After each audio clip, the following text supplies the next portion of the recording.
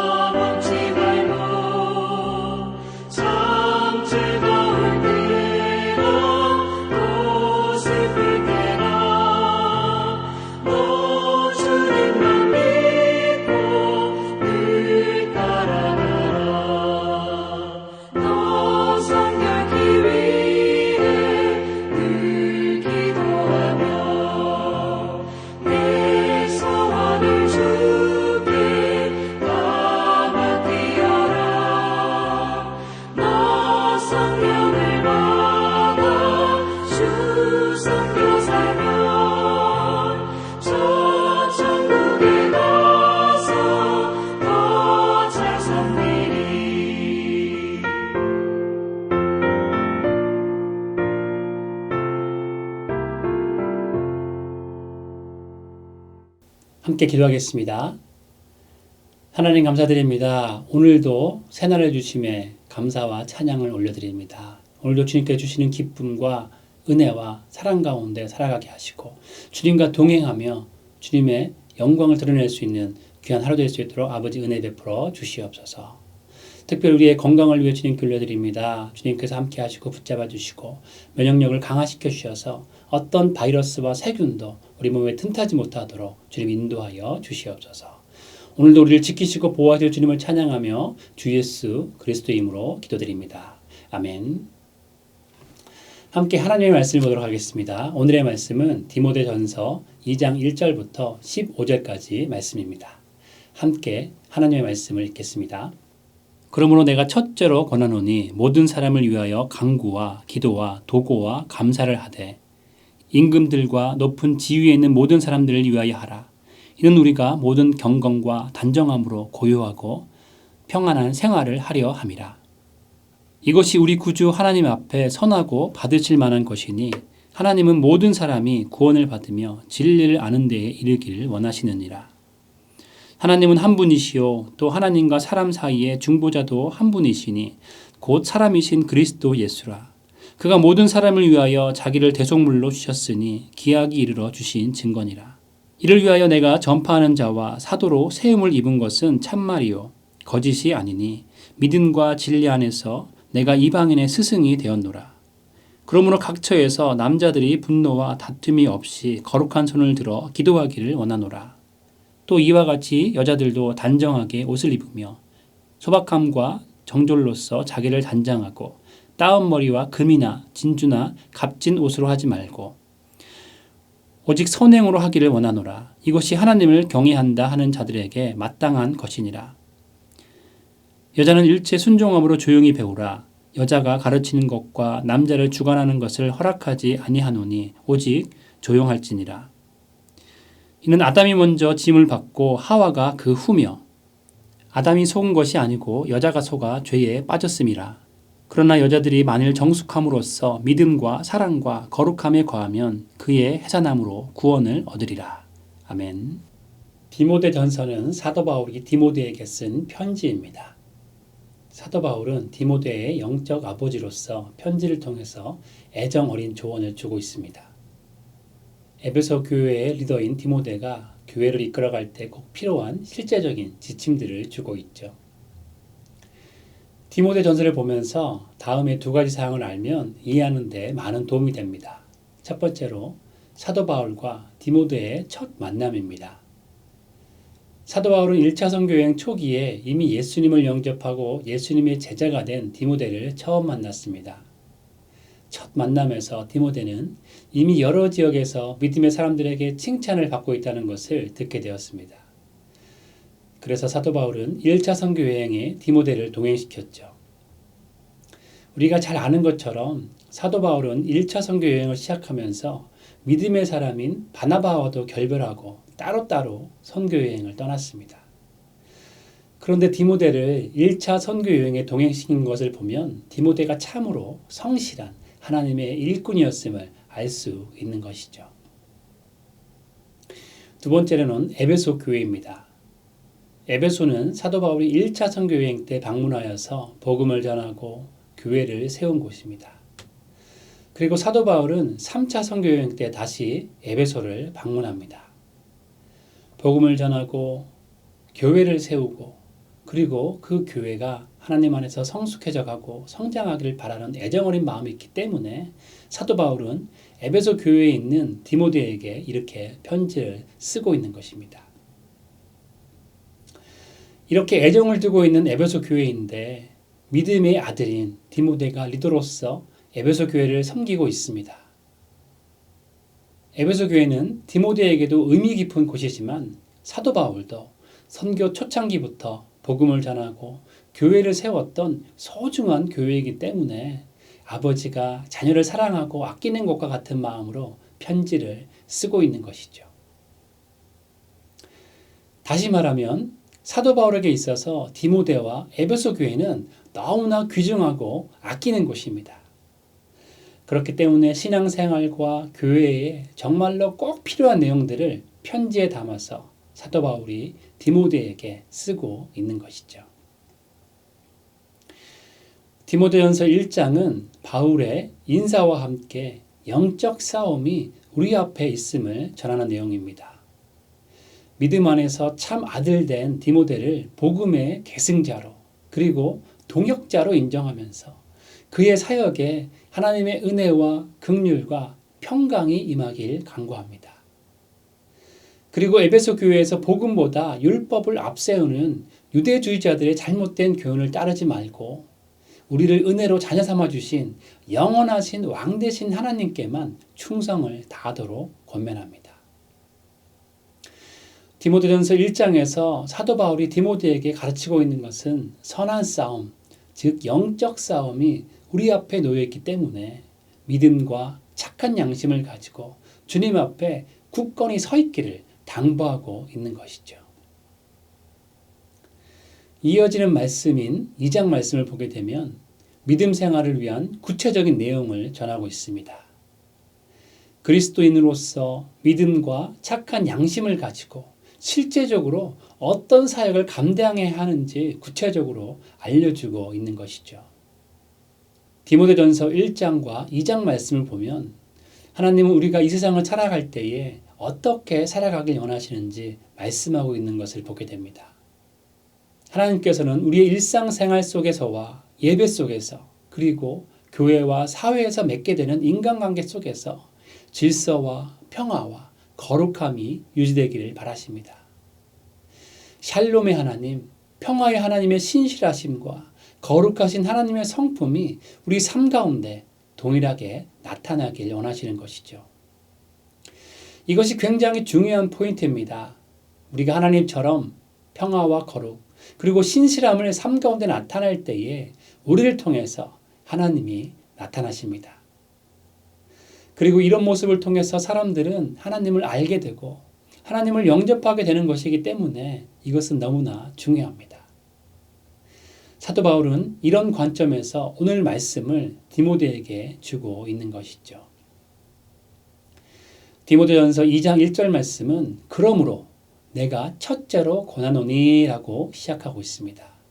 이 말을 조금 더 디테일하게 풀이하면 그러므로 무엇보다 내가 가장 중요하게 생각하는 첫 번째 내용은 이라고 말하면서 가장 중요하게 생각해야 하는 것이 무엇인지 강조하고 있는 것이죠. 그 내용은 기도입니다. 다른 중요한 요소들도 많이 있지만 그 중에서도 교회에서 가장 먼저 힘써야 하는 사역은 기도라는 것을 바울은 디모데에게 알려주고 있습니다. 디모데전서 2장 1절은 디모데전서 1장 15절부터의 말씀을 연결해서 해석할 때 잘 해석할 수 있습니다. 사도 바울은 디모데전서 1장 15절에서 죄인을 구원하시기 위해서 이 땅에 예수 그리스도를 보내신 하나님의 놀라운 은혜와 사랑에 대해서 이야기한 다음에 그리스도를 믿는다고 하지만 믿음을 파선한 사람에 대해서 디모데전서 1장 19절에 언급하고 있습니다. 믿음을 파선한 이 두 사람의 이야기는 신앙생활을 하면서 믿음을 잃어버릴 수 있는 여러 상황이 생기기도 한다는 것을 경고하고 아직도 예수님에 대해 들어보지 못한 수많은 사람들이 있다는 사실을 디모데에게 경고하고 있는 것입니다. 1절 말씀을 원어로 보게 되면 첫째로와 모든 사람을 위하여 라는 말을 문장 앞 뒤로 배치하면서 모든 사람을 위한 강구가 다른 사역보다 가장 먼저임을 강조하고 있습니다. 사도 바울은 강구와 기도와 도구와 감사를 통해서 모든 사람들을 위해 기도해야 함을 말하고 있는데 여러 가지 기도의 형태를 가지고 모든 사람들을 위해 기도하는 것이 가장 중요한 사역임을 교훈하고 있는 것이죠. 1절 중반부터 2절 중반까지 읽어보겠습니다.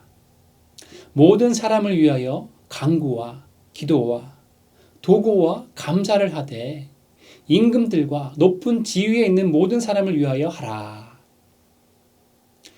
여기서 보게 되는 첫 번째 기도의 대상은 임금들과 높은 지위에 있는 모든 사람입니다.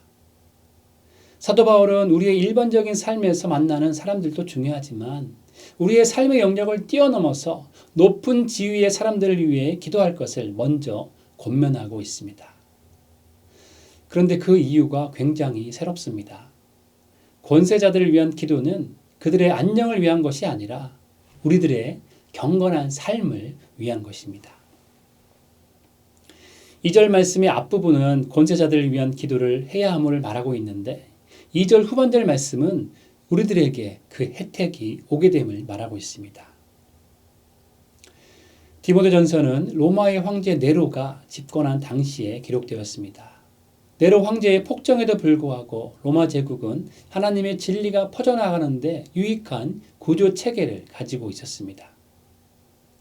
로마 제국이 복음을 전하는데 걸림돌이 된 것 같지만 사실은 로마 제국의 구조를 통해서 복음 전파에 유익을 주게 된 것이죠. 하나님께서는 우리의 유익을 위해 정부를 우리에게 제공해 주셨습니다.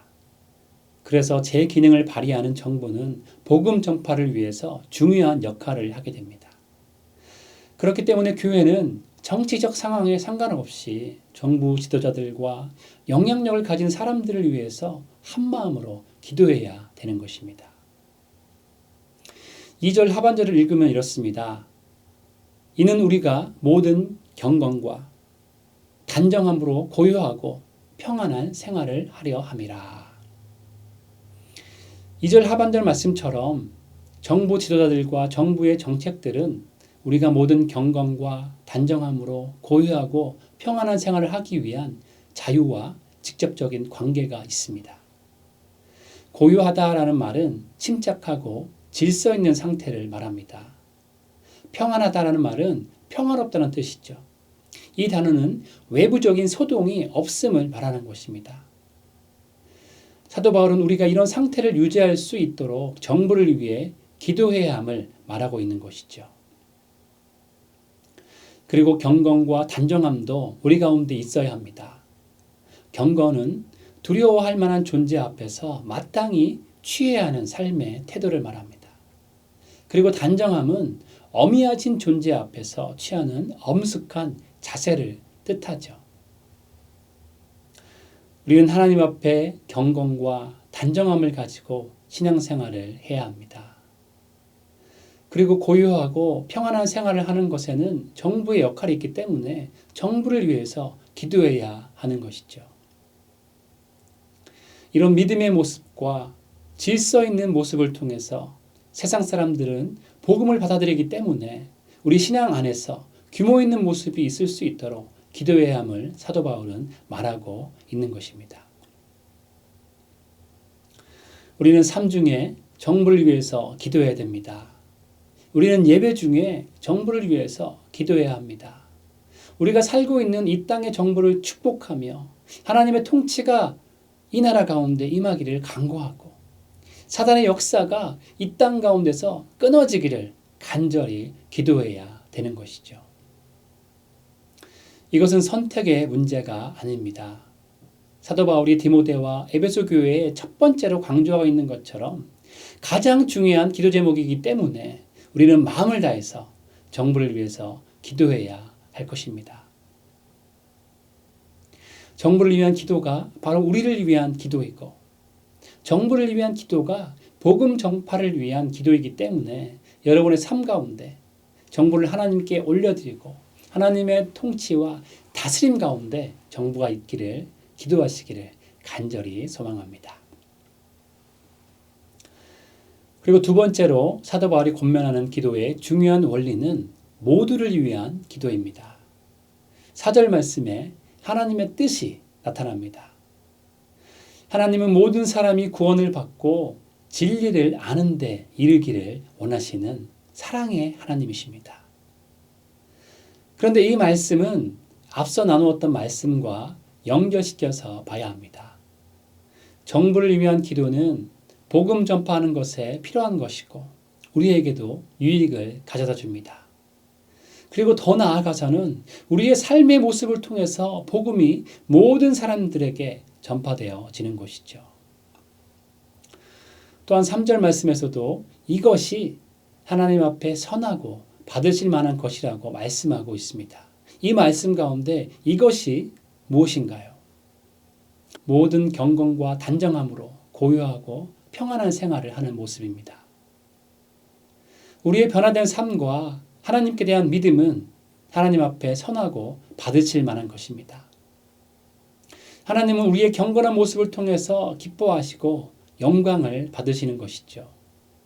그리고 이런 삶은 모든 사람들이 구원을 받으며 진리를 아는 데 이르기를 원하시는 하나님께서 사용하시는 모습입니다.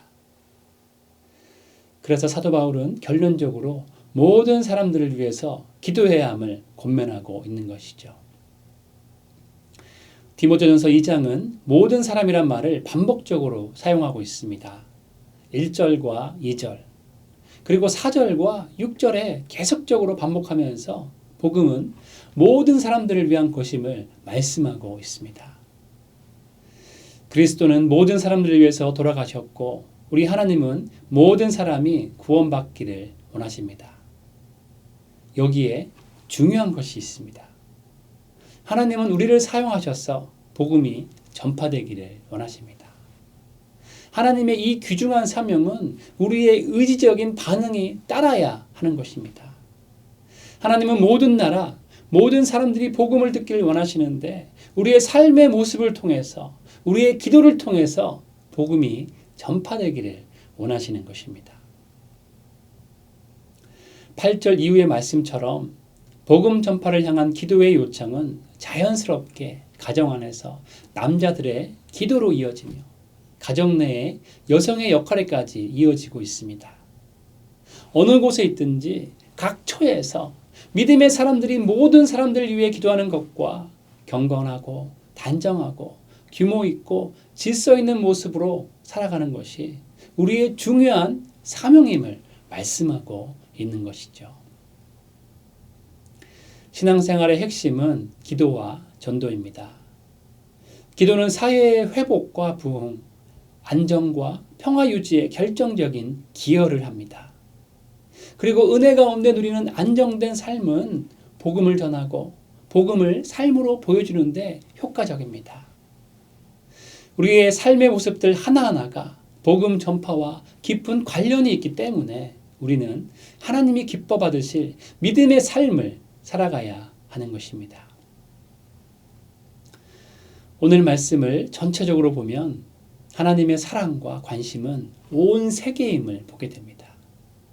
그리스도인의 유익, 정부와 나라의 유익과 모든 사람의 유익을 바라는 것이 하나님의 마음입니다. 내가 샬롬의 평화를 누리는 것, 그리고 그 평화가 정부에도 흘러넘쳐서 모든 사람들이 하나님의 사랑을 누리고 화평을 누리는 것, 이것이 바로 하나님이 원하시는 것입니다. 한번 상상해 보시기 바랍니다.